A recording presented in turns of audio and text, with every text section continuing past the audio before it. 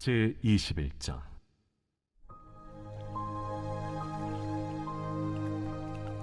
그 후에 예수께서 디비랴 호수에서 또 제자들에게 자기를 나타내셨으니 나타내신 일은 이러하니라. 시몬 베드로와 디두모라 하는 도마와 갈릴리 가나 사람 나다나엘과 세베대의 아들들과 또 다른 제자 둘이 함께 있더니 시몬 베드로가 나는 물고기 잡으러 가노라. 우리도 함께 가겠다 하고 나가서 배에 올랐으나 그날 밤에 아무것도 잡지 못하였더니 날이 새어갈 때에 예수께서 바닷가에 서셨으나 제자들이 예수이신 줄 알지 못하는지라. 얘들아, 너희에게 고기가 있느냐? 없나이다. 그물을 배 오른편에 던지라. 그리하면 잡으리라. 하시니 이에 던졌더니 물고기가 많아 그물을 들 수 없더라. 예수께서 사랑하시는 그 제자가 베드로에게 이르되 주님이시라. 시몬 베드로가 벗고 있다가 주님이라 하는 말을 듣고 겉옷을 두른 후에 바다로 뛰어내리더라.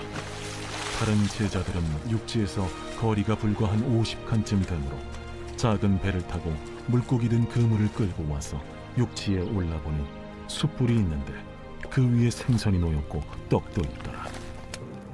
지금 잡은 생선을 좀 가져오라. 시몬 베드로가 올라가서 그물을 육지에 끌어올리니 가득히 찬 큰 물고기가 153마리라. 이같이 많으나 그물이 찢어지지 아니하였더라. 와서 조반을 먹으라. 제자들이 주님이신 줄 아는 고로 당신이 누구냐 감히 묻는 자가 없더라. 예수께서 가셔서 떡을 가져다가 그들에게 주시고 생선도 그와 같이 하시니라. 이것은 예수께서 죽은 자 가운데서 살아나신 후에 세 번째로 제자들에게 나타나신 것이라. 4월 7일 화요일 매일 성경과 함께하는 아름빛 교회 말씀 묵상 바이블 키트 시간입니다. 사랑하는 성도 여러분, 성도의 가장 큰 기쁨은 무엇일까요? 예수님께서 죽음의 권세를 이기시고 다시 살아나신 이 부활이 오늘을 살아가는 우리의 삶에도 이어지고 있다는 사실, 그것이 우리의 가장 큰 기쁨이지요. 부활을 믿는다는 것은 미래의 소망을 기다리는 것이 아니라 지금 바로 오늘을 살아가는 삶을 바라보는 방식이 달라지는 것을 의미합니다. 꽃이 피어나는 계절입니다. 여러분은 형형색색의 예쁜 꽃을 볼 때, 또는 흘러나오는 어떤 노래를 들을 때, 매콤하고 강렬한 음식을 먹을 때 떠오르는 사람이나 장면이 있으신가요? 이처럼 우리에게는 어떤 순간을 떠올리게 하는 기억의 키워드들이 있습니다. 오늘 본문 속 제자들에게도 그 키워드들이 등장하는데요. 몇 가지 키워드를 따라가며 우리 안에 하나님이 나와 함께 하셨던 그 승리의 기억이 다시 살아나기를 소망합니다. 오늘 말씀은 요한복음 21장 1절에서 14절입니다. 부활하신 예수님께서 제자들에게 세 번째로 나타나셨습니다. 제자들의 가장 익숙한 삶의 터전인 디베랴 호수, 곧 갈릴리 바다로 찾아오셨다는 곳입니다. 이곳은 제자들이 처음 예수님께 부르심을 받았던 자리고 예수님과 함께 수많은 기적을 경험했던 현장입니다. 마태복음 4장에서 예수님께서는 바로 이 갈릴리 해변에서 제자들을 부르시며 나를 따라오라, 내가 너희를 사람을 낚는 어부가 되게 하리라 하고 말씀하셨습니다. 그리고 그 이후로 제자들은 이 바다에서 예수님이 어떤 분이신지를 직접 보고 듣고 경험해 왔습니다. 거친 파도가 잠잠해지는 기적, 물 위를 걸으신 사건, 귀신 들린 자의 몸에서 나온 귀신이 돼지떼로 들어가 바닷속으로 빠져들어간 사건까지 이 모든 것이 바다를 배경으로 일어났습니다. 그런데 오늘 본문에서 제자들은 어쩐 일인지 다시 그 자리로 돌아와 있습니다. 그리고 밤새 낚시질을 했지만 아무것도 잡지 못하지요. 예수님은 우리 삶에 늘 있는 인간의 한계를 마주하는 그 일상 안으로 찾아가십니다. 그들은 평생 어부로 살아온 사람들이었고 누구보다 이 일을 잘 아는 사람들이었습니다. 그러나 그들의 경험과 능력으로는 아무 열매도 얻을 수 없었습니다. 이것이 바로 성경이 보여주는 인간의 모습입니다. 우리는 스스로 충분하다고 생각하지만 하나님 없이 살아가려 할 때 결국 빈 그물을 들게 되는 연약한 사람들입니다. 기독교 신앙은 인간의 전적인 무능과 타락을 정직하게 인정합니다. 그리고 동시에 그 빈자리를 채우시는 하나님의 은혜를 강조하지요. 그때 예수님께서 그들에게 말씀하십니다. 그물을 배 오른편에 던져라. 그리하면 잡을 것이다. 물고기 잡는 일에는 누구보다 잘 알고 있던 전문가들인데 어디선가 들려오는 목소리에 그저 순종하는 순간 신기하게도 기적이 일어납니다. 물고기가 너무 많아 그물을 들 수 없을 정도가 되지요.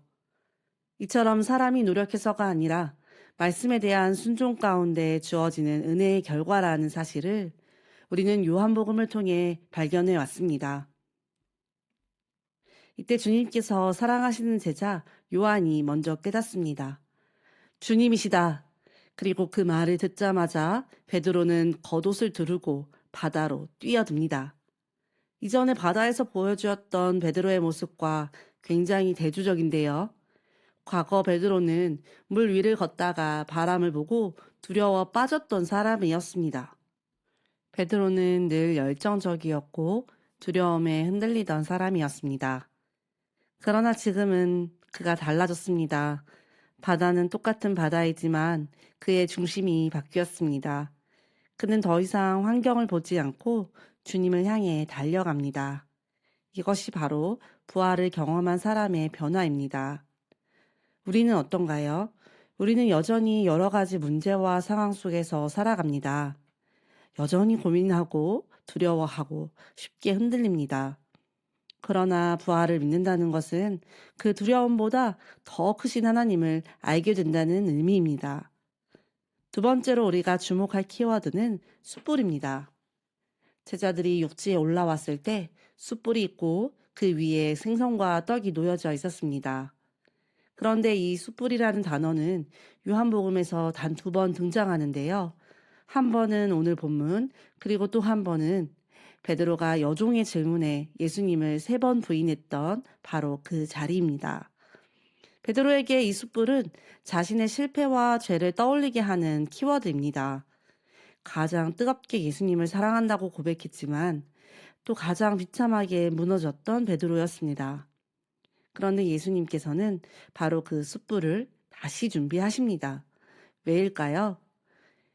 이것은 그 실패의 자리를 회복의 자리로 바꾸시기 위함입니다. 여러분, 이것이 바로 은혜입니다. 하나님은 우리의 과거를 지우시기보다 그 과거를 통해 우리를 새롭게 하십니다. 개혁주의 신앙은 우리의 공로가 아닌 전적인 하나님의 은혜로 죄인이 회복된다는 것을 분명히 합니다. 베드로는 자격이 있어서 불려진 것이 아니지요. 그는 온전히 은혜로 예수님께로 초대되어집니다. 이 말씀이 우리에게 얼마나 큰 용기가 되는지 모르겠습니다. 우리가 자격이 있어서 쓰임받는 것이 아니라 은혜로 불러진 것, 은혜로 오늘도 살아갈 수 있다는 것이 큰 용기가 됨을 느낍니다. 3번째 키워드는 아침 식사 식탁 교제입니다. 예수님께서 제자들에게 와서 아침밥을 먹으라고 말씀하시죠. 그리고 친히 떡을 가져다가 나누어 주십니다. 예수님께서 직접 차려주신 아침 식사 자리에는 떡과 물고기가 준비되어 있습니다. 이 아침 식사의 자리를 보니 여러분도 어떤 장면이 떠오르시지요? 네, 요한복음 6장에 나왔던 떡 5개, 물고기 2마리, 오병이어 사건입니다. 예수님은 자신이 생명의 떡이라고 말씀하셨고 지금 그 말씀을 제자들의 삶의 현장에서 다시 보여주십니다. 여기에서 중요한 것은 이 식사가 제자들이 준비한 것이 아니라는 것인데요. 예수님께서 직접 준비하신 식사 자리입니다. 이것은 우리의 신앙의 본질을 보여주는데요. 우리는 늘 하나님께로부터 먼저 은혜를 공급받는 자들이라는 것입니다. 말씀과 은혜의 식탁, 이것이 하나님께서 우리에게 자신을 드러내시는 방식입니다. 우리는 그저 그 식탁에 초대받은 자로서 겸손히 앉아 그 은혜를 누리는 것입니다. 사랑하는 여러분, 오늘 본문에 등장하는 디베랴 호수, 숯불, 그리고 아침 식사는 하나의 흐름으로 연결이 됩니다. 하나님은 우리의 일상의 자리, 곧 디베랴 호수로 찾아오시고 우리의 실패의 자리인 숯불로 회복시키시며 결국 우리를 은혜의 자리인 식탁으로 이끄시는 분입니다.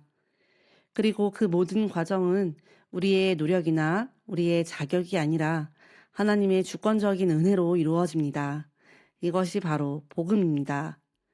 우리는 여전히 연약합니다. 흔들리고 때때로 다시 이전의 삶으로 돌아가려고 합니다. 그러나 우리의 구원은 우리의 손에 달려있지 않습니다. 하나님께서 시작하신 구원은 반드시 완성됩니다. 이것이 성도의 견인입니다. 성도의 견인이란 하나님께서 참되게 구원하신 사람은 끝까지 믿음을 지킬 수 있도록 하나님이 붙드신다는 것입니다. 만일 부활이 없다면 우리의 믿음은 헛된 것이고 우리의 삶은 가장 불쌍한 것이 될 것입니다. 그러나 부활은 사실이며 그 부활의 능력은 지금도 우리를 붙들고 있습니다. 사랑하는 성도 여러분, 여러분에게는 예수님과의 추억의 키워드가 있으신가요? 애를 쓰며 하루를 보냈지만 온종일 질책만 받고 지쳐 돌아오던 길, 그때 들려오던 한국의 찬양이 다시 나를 일으켜 세워주었던 순간 있으신가요? 가족이 아파 응급실에 실려갔을 때 내가 할 수 있는 것이 아무것도 없어 그저 괴로움 속에 서 있었던 그 자리에서 조용히 나를 붙들어 주시던 주님의 음성을 경험해 본 적 있으신가요? 우리는 누구에게나 일상 속에서 예수님과 함께한 신앙의 키워드가 있습니다. 그런데 여러분, 주님은 과거의 기억 속에만 머무시는 분이 아니라 오늘 지금 이 삶의 자리에서도 새로운 믿음의 이야기를 만들어가기 원하십니다. 그러니 우리는 우리의 자리에서 주님이 부르시는 그 음성에 귀 기울여 보십시오. 그리고 주님께서 친히 차려주신 은혜의 식탁에 참여하는 자로서 그 기쁨을 누리며 살아가시기를 소망합니다. 함께 기도하시겠습니다. 사랑이 많으신 하나님, 오늘도 우리의 삶 속으로 찾아와 주시는 주님을 바라보기 원합니다. 우리의 본향이 이 땅이 아님을 알면서도 자꾸 사람을 기대하고 세상을 의지했던 것을 용서하여 주옵소서. 그리스도의 부활이 곧 우리의 승리임을 가슴에 새기고 멈춰있던 자리에서 일어나 주님께로 나아가게 하옵소서. 일상 속에서 우리를 불러주시는 주님의 음성에 따라 오늘도 기쁨으로 살아가는 성도가 되게 하옵소서. 혹여 우리가 약한 자의 꾀임에 빠지지 않도록 굳건한 믿음으로 우리를 지켜 주옵소서. 예수님의 이름으로 기도합니다. 아멘.